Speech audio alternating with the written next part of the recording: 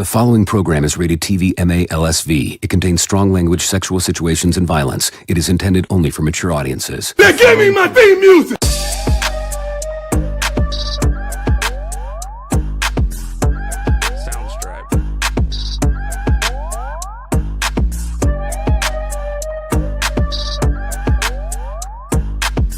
This is a Planet Fanatics production.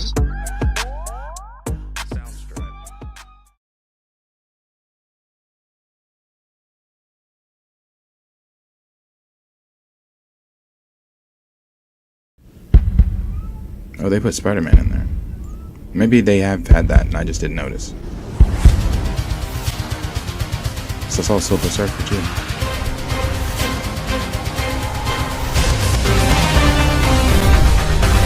The intro is always different. Yeah, Nightcrawler took Gambit's spot. Oh, Forge. They picked Forge on there. Was Forge on there the last? I don't think he was. Neither was Charles. That scene with Charles. They picked up fast with this. So this is the clip. This is, I wasn't expecting the Shi'ar Empire to be at the beginning. Okay, what just happened? I guess so.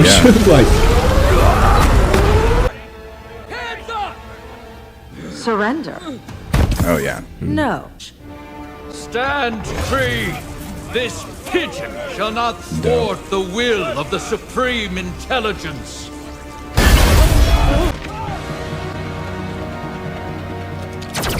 Victory for the Imperial Guard! Gladiator looks dope too.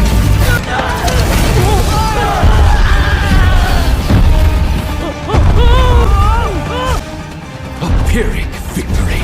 The Kree do not! Be honored to fall at my feet, Ronan. For you shall be memorialized as Ronan. the corpse upon which I pose. Yeah, like A true... Yeah. The Shi'ar Empires don't play that shit. Thank you, Gladiator. Ronan, dear, that shit remind Tell me me of where an the Supreme apocalypse of the Intelligence Green has Lantern. or your Oh, yeah. forces shall... A million pardons, Your Highness? You dare interrupt my glorious moment? Oh, it's your sister, the Empress. Oh. Greetings, Shi'ar. 1 year ago, we offered the skills of our mighty healers to a Terran man on the verge of death.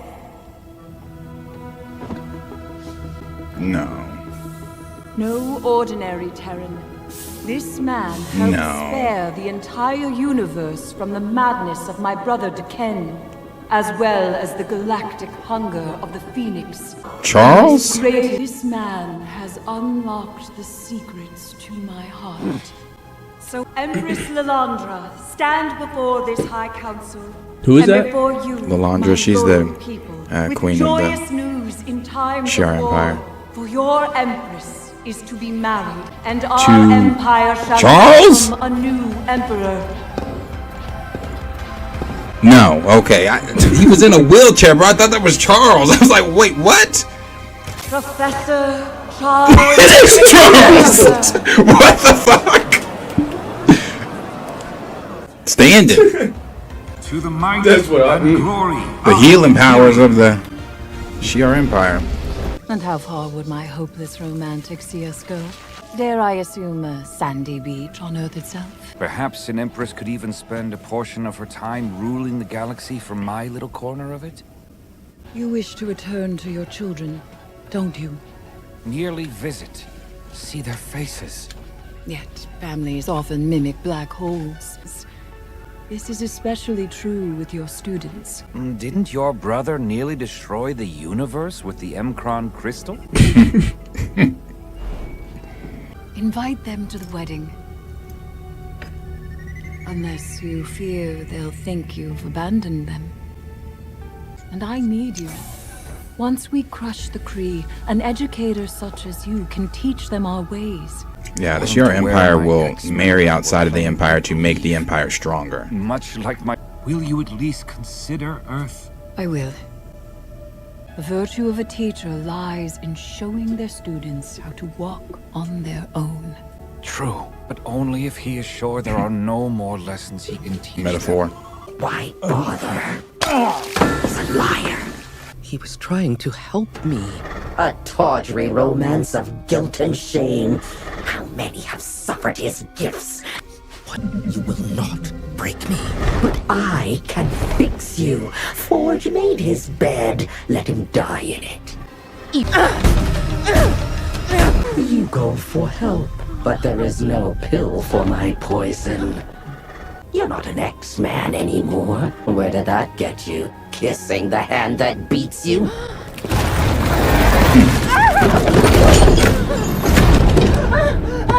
Dope visuals. I was gonna say, I don't know, but I love shit like this. Yeah, dope visuals. I was so tired. Is that why you fear your power? So Let me out. Let me out! look at your family. Who you follow. Forge didn't rob your gifts. You had already renounced them. No, it's dope. Turned your back on these paths long ago. Lord of Chaos! It's just gonna turn Storm into badass Omega level mutant she already is. Flies! Depart to the desert, demon! Is he using...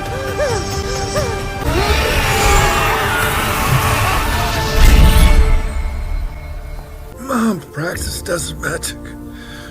Some of it sunk in, despite my best efforts. Its bite is magical. Perhaps your mother's book holds an answer. She wrote about a cacti, the midnight chala. Grows in nearby caves. Doesn't need sunlight. Tell me where to go. If this nastiness gets worse while you're gone, I don't want to be alone. Then we ride together, my love. My love. That shit is so real. The Empress. Yeah, no, great scene. Calandra Niramani and her royal consort. Your man speaks as if I am your pet. I was gonna say consort. Not an entirely displeasing thought. Hush now, beloved. You may bark later. Gladiator's so damn dope. A war with the Kree, and how it's divided even we Shi'ar, is a royal wedding. Gladiator and his guard fill my ears with news of coming victory. Yes, but... Your consort was born on the wrong side of the stars.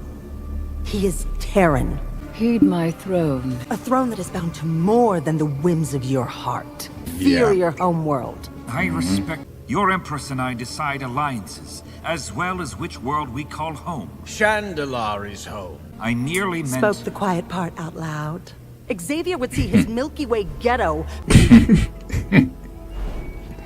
You are twisting my words. High Council, for the sake of the Empire, I must invoke the right of Mdasha. The right requires... A non-Shi'ar pass a test of loyalty in order to wed a royal. I finished that volume my second day here, Deathbird. To ensure we are protected from your Terran ties, you must renounce Earth and erase all memory of your life. His mind will not be. We Shi'ar bow to a ruler of equal psychic power. Xavier must purge all memories of Earth, and you must be the one to do it. Said that shit, then flew off. Man. But the union of Shara and Kithri is at the core of our principles. To bind various cultures into one for the sake of galactic peace. How Rudyard Kipling of you. I do not know this Kipling. A Terran? Yes. What is united if one half must be erased for the sake of the whole? Idealism is also a sign of insanity. Very old and very dear friend on Earth who would agree with you. Terran? No, not anymore. You haven't been there. He's dead. His name is Magnet. Seemingly. And I wish to remember him. You've made your decision then. Forgive me. I do so love to think. Do you love me? A silly question. Even you know Deathbird's challenge goes too far. You fought tirelessly to be tolerated and were nearly killed for it. Why remember? Why not let go together? Imagine the chaos that my sister would unleash across the galaxy as ruler. It would rival that of my mad brother. Your devotion is beyond measure. Perhaps it is time to show you The animation looks great. Charles looks really good. That's it. Snow Snake Tower. I'm so sorry, Aurora, for deceiving you. The demon was not your doing. A big evil owl that feeds on anger and self-loathing? In a way, your machine failing is a blessing. I am better this way. The cactus grows in darkness. Where? That's why I came. I know how you feel about tight spaces. Yeah, claustrophobia. Do you stand in our circle to complete the rite Still of beautiful Mdasha? night, Oh yeah. I do. Get over your fear to save a life you And love. do you renounce Right. all memories of Earth, of your life there? That's why I didn't think it was him. That nose on the front. Xavier, do you renounce your X-Men? He hesitates. What you ask of him is no small burden. He seeks to ally us with Earth. My God, you are dramatic. How can we entrust our mighty empire to a ruler descendant of simians? Have our blood mixed with his inferior freak fluids? That not like strengthen the empire? My sister, like my brother Deken, has gone mad. That Gladiator, arrest this treacherous vulture. yeah, I was gonna say Gladiator about to let that shit happen. My Shara! Love it.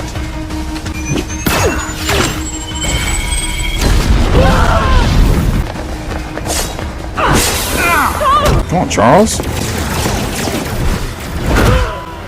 This way. I have forgotten my greatest gift. There you go. I was about to say, come on, bruh. Hear me. Class is now in session. That's sick. That's sick. What have you done?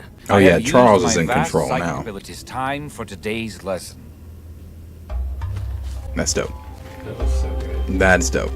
When they actually display Charles using his power like that, that's why I was so mad in Multiverse of Madness. Yeah. I was like, what?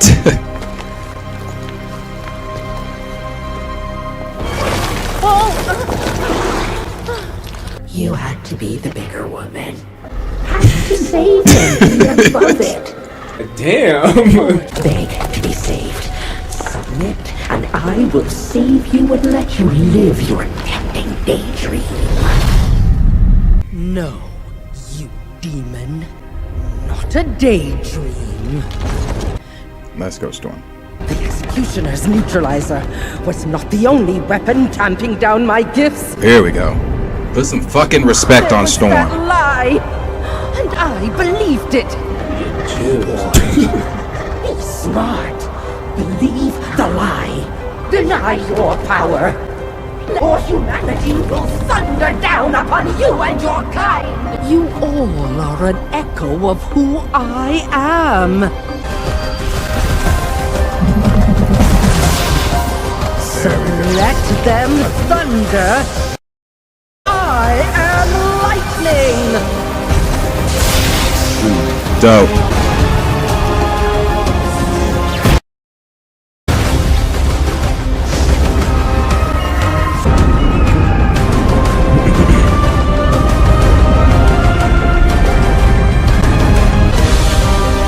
Oh yeah. Oh yeah.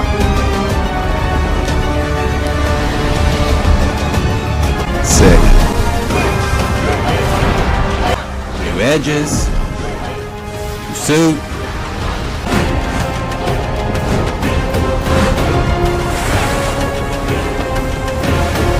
I'm so glad she's in this suit, man. Yeah. Back and better. I was waiting when she was gonna get the long hair. The black I did not think this episode was gonna be this. I didn't either. What are Immediately demons? after what we got Reflections of last our fears episode, and shame. this is good. I'm so glad she got her hair back. I've never been a big fan of the Mohawk Storm. They poison our heart until we finally heal our adversary by embracing it. Instantly? There, it's starting to heal. Who can tell me from where the Shi'ar Imperium draws its might? From the crushed skulls that house inferior minds, such as yours. Is your hand. The power of your empire is in truth a harvest of stolen worlds. Younger cultures would now be empires rivaling your own. You strike at the knees and claim you can help them walk again. But only if they assimilate, submit, which brings us to this conclusion. The Shi'ar Empire is a snake oil racket. Even you Terrans claim might is right. The rhyme that sells the lie. That coexistence is messy. Thus my love for education, for my X-Men. And all of us, very young, born of ancient stardust, and all children of the atom. Dope. Great monologue from Charles. Heavens, no!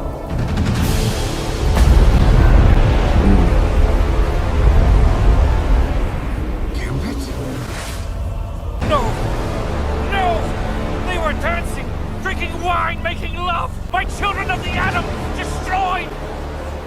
Charles!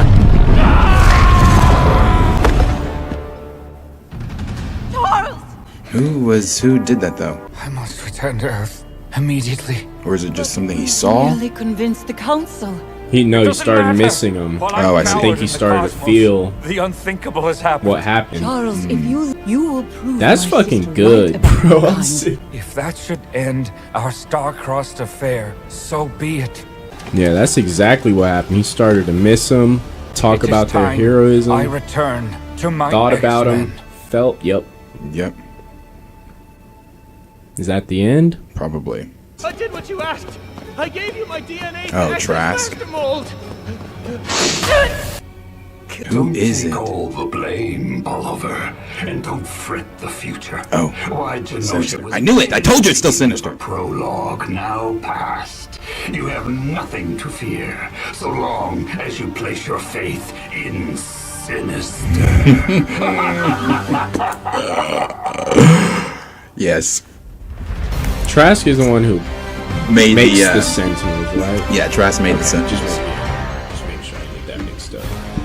Afterthoughts on this episode, I thought that this was, of course, another banger episode from X-Men 97.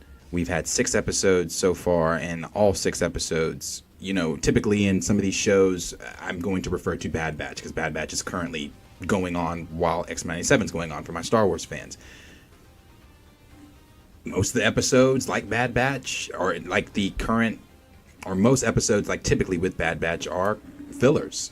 You get your 1, 2, 3 that are like banger episodes, but then you get, there's 16 episodes in this current season of Bad Batch, and a lot of it, in my opinion, has been filler. There's been a lot of episodes that are, you know, important and things like that, but a lot of them do feel like filler. With this 6 episodes, not one episode's been filler. Not one episode has felt like oh, you're just trying to fill time for the sake of the season of the show. It hasn't felt like that at all. In past Disney Plus series is like WandaVision, Loki, you get your filler episodes. You know, people looked at Loki, what was it, episode 4 or 5, or however, 6 episodes in, I think it was episode 4, as a filler. The whole train episode, you know. But with 97, we have not gotten that, and it just continues to shock and make me happy as an X-Men fan, make me happy as a Marvel fan. I say it every time. Hats off to the writers. Hats off to everybody that was involved with this. And also, I really, really, really loved I think the dialogue of this episode was great. The dialogue with Storm, the demon things that he was telling Storm, the metaphors that were played out, the classroom dialogue that Charles gave was great. Again, and the Shi'ar Empire, the might of the Shi'ar Empire. Seeing the Shi'ar Empire, we saw the clip that they released. I wasn't expecting it to open with the Shi'ar Empire, but it did. Gladiator looks dope. Everybody looked fantastic in the Shi'ar Empire, and I'm excited to see where this goes. With that, Charles getting back to the X-Men, Magneto maybe seemingly really gone, Gambit maybe seemingly really gone. We don't know, because this episode didn't take us back to Genosha. We don't know if Cable's actually going to, because I'm taking myself back to episode 5 when Cable said, "Oh no, not again." or it's happening again, or whatever. It said something around the effects of, oh no, not again. So, which leads me to believe that obviously he's seen that happen before. Maybe he's tried to fix something. So maybe Magneto and Gambit. I honestly think Gambit's gone. I think Gambit's gone, and the only reason I think that is because, and they could just be showing that because of the the cliffhanger of the last episode, putting Nightcrawler in place of him on the intro. But Gambit may be seemingly gone. Magneto seemingly gone. So we have to wait to see exactly what happens on Genosha, what's going to happen as the story plays out from there. Really enjoyed this episode. I'm having a good time with X-Men 97, and it has not let me down yet. And the last thing I will say, Storm. Seeing Storm come back into her own, seeing Storm shed all the negative thoughts that she's had on herself and the doubts and things like that, and fully realizing and coming, and not that she didn't understand that to begin with, but accepting and coming to the, be the Omega level fucking mutant that Storm is. And I love seeing her shed the mohawk and get the new hair and the new costume, and it's like, it's like a bad breakup. Every time when females typically go through bad breakups, they change up the do, change up everything, and it's like a whole new me, and she looks great. I'm happy. So great episode. What are your thoughts? No, first I'll just comment on the Gambit situation. I think he's really gone, and unfortunately, just because it seemed like Charles felt his death. Like, that was the main thing that broke him in his mind and everything. He started screaming about Gambit and everything. Right. Even all the skulls were there about all the mutants and everything, but Gambit was the main one he saw. And so, like you said, could just be exaggeration and writing for this cliffhanger we got. And like we know, there's always ways to bring people back and stuff in stories like this. But just for the storytelling of episode 5, I think he was meant to die, like, for good. And so I did not expect to jump into episode 6 and all this action and it be this good and everything. I kind of expected how we do get in some of these Disney episodes a little bit of filler, or like a little bit of recovery of Genosha, or just after, like, a little sadness and stuff like that. But just to go back and how you said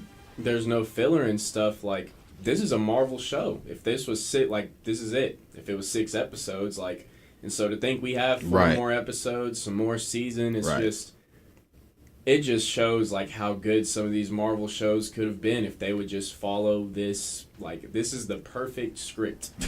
Hire people who care about the content, give them 10 episodes, like 6 episodes is never enough.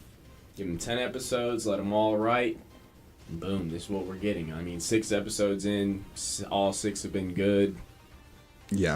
No issues with anything.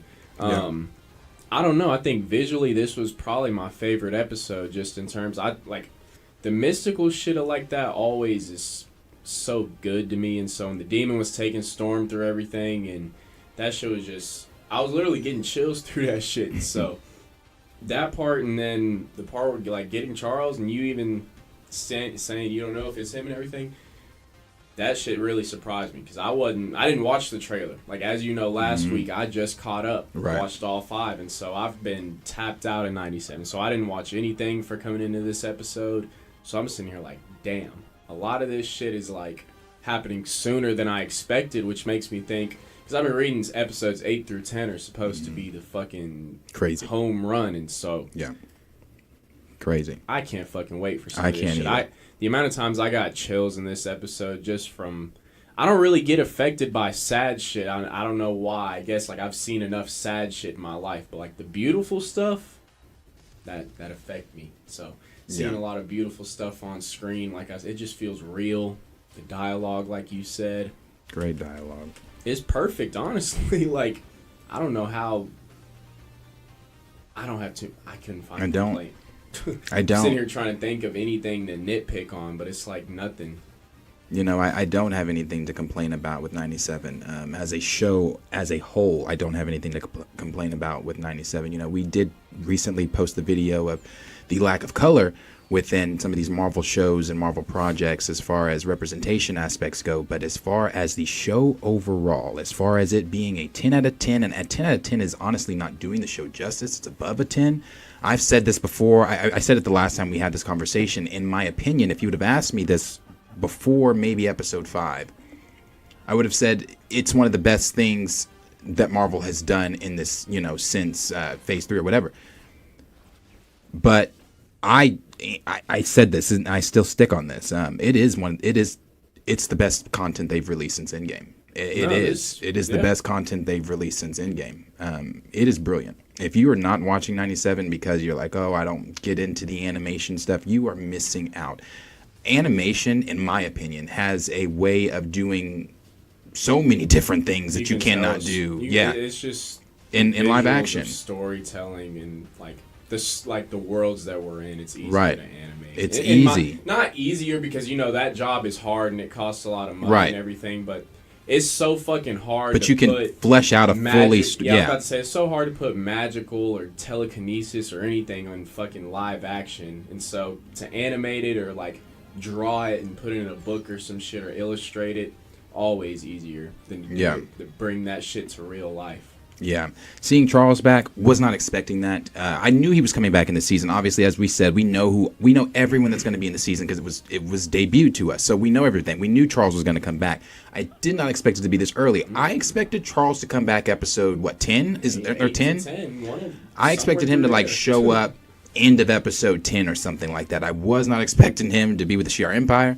I wasn't expecting him to, like, when they showed the dude sitting, because Charles always sits with his hand like that, then the thing slid up on the wheelchair. I was like, no, that ain't fucking Charles already. But yeah, no, great. And this was an episode without Wolverine, without Rogue, without, you know, everybody else that we just spent all that time with. And we focused more, obviously, which they told us we were going to focus a lot more on Storm. Something that Bo DeMeo had put out before, or last week before this episode, was that episode 5 was definitely heart-wrenching. It was going to grab at you, pull your strings, everything like that. This episode wasn't going to be as heavy. It was going to be a bit of a palate cleanser, but it wasn't going to be as heavy. Or it's not going to be a palate cleanser, so it's still going to be, you know, still going to pull at you, still going to do all the things that this episode did. So what this is episode 6. We got, what'd you say? They said episodes 8 through 10 are the. So we don't know. The description for episode 7 is out. All the description for episode 7, for episodes 1 through 10 are out. So I believe this next episode is like 30 something minutes as well. And again, I want to commend them on that. The ability to, I brought this up the last time too. Their ability to do what Invincible cannot. Their ability to keep you engaged. I'm not saying Invincible doesn't keep me engaged, because now you fell asleep on Invincible season 2. And for me, it's not that Invincible doesn't keep me engaged. It's the simple fact that it's an hour, which is great. I love the fact that it's an hour. But within that hour, they are unable to do what X-Men is able to do in the 30 minutes that they have that the show is on. The complexities, the monologues, the metaphors, the feelings, just everything that come with 97. Again, you feel some of those things in. Actually, let me put it this way, and I'm not dogging Invincible at all. Again, I like Invincible quite a lot, but season 1 made me feel so much more, especially when. Yeah. You know, one of the last episodes. Season 2, yeah, but season 1 was easier to watch.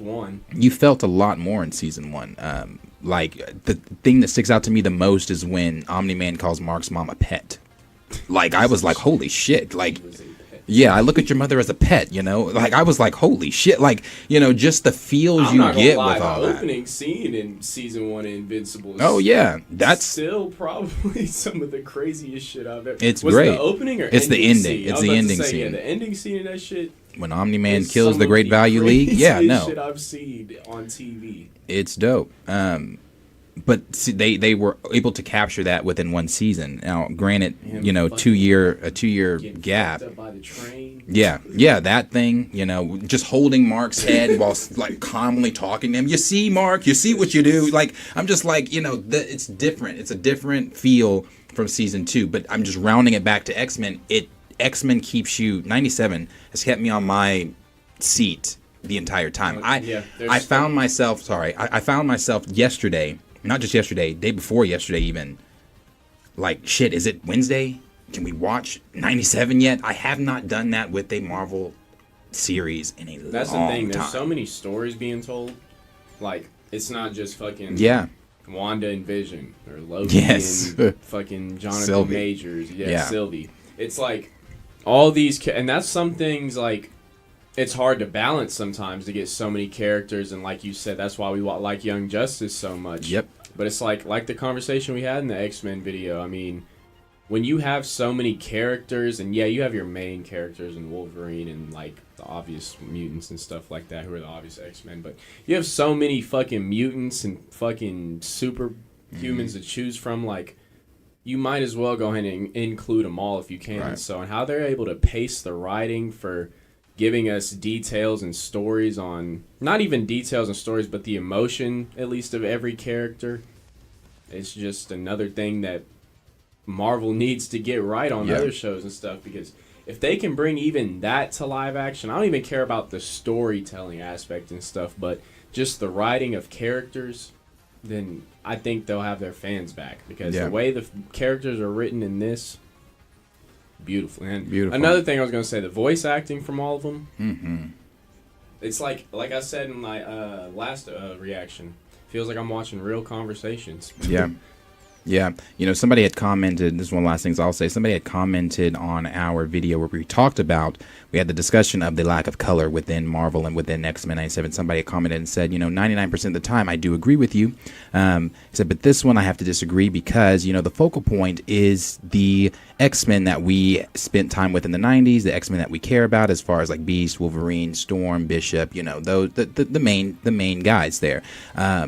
And he said, you know, that's what people want to see. People want to see these main characters. You look at blah, blah, blah. And I completely agree with that. I completely agree with that. People do want to see the main characters. Of course, I want to see Wolverine. Of course, I want to see, you know, Rogue and Beast and everyone else. But at the end of the day, what we were just talking about was Young Justice. You cannot sit and say that, you know, people just want to see those main characters. Okay, that's when I pivot to Young Justice. Young Justice has currently 4 seasons. I think they're trying to do the 5th season or trying to make that happen. It may not even happen. But with that, when with the first season of Young Justice, you start with, you know, you're with Dick, you're with Miss Martian, you're with Kid Flash and everyone else, like, you know, those main guys. But throughout season 1, 2, 3, and 4, you were introduced to main story point telling of it. Like, you get to the stories told, you get to Aqualad, Blue Beetle, and that's the thing there. Blue Beetle, like Blue Beetle's one of the best examples. Nobody, let's not sit here and pretend like everybody's a Blue Beetle fan. If you were a Blue Beetle fan, people would have went and saw the movie. I'm not going to sit here and pretend that I was a big Blue Beetle fan, because I was not. But when I watched Young Justice and how they crafted a character that I didn't care much about, that's really not a main character like that unless it's Ted, because Jaime's not,